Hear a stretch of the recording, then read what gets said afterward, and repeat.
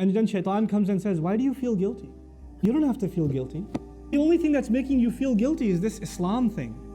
Islam says this is haram and that's a sin and that's a sin and you can't do this and you can't say that and you can't go there. Islam keeps making you feel bad, man. I want you to feel good.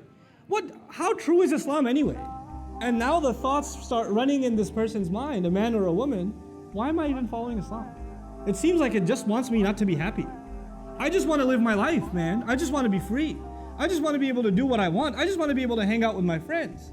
I'm not so sure about the Quran anyway. How do we even know there is a God?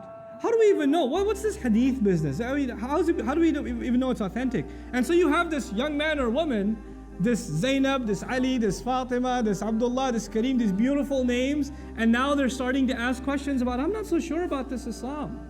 I don't know. I have doubts. I have serious doubts. But their doubts have nothing to do with logic or reason. As a matter of fact, when you answer one doubt, they go to the next doubt. When you answer that one, they go to the next one. When you answer that one, you go to the next one. The very next words are, you fell into doubt. You started doubting.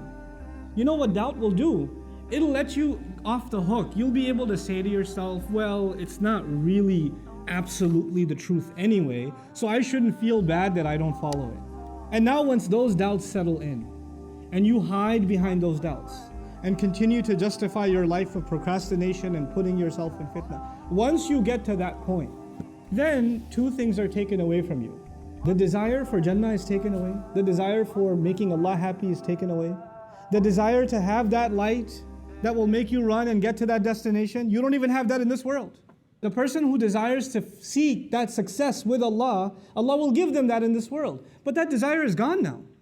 You have doubts about it, and the fear of hell is gone.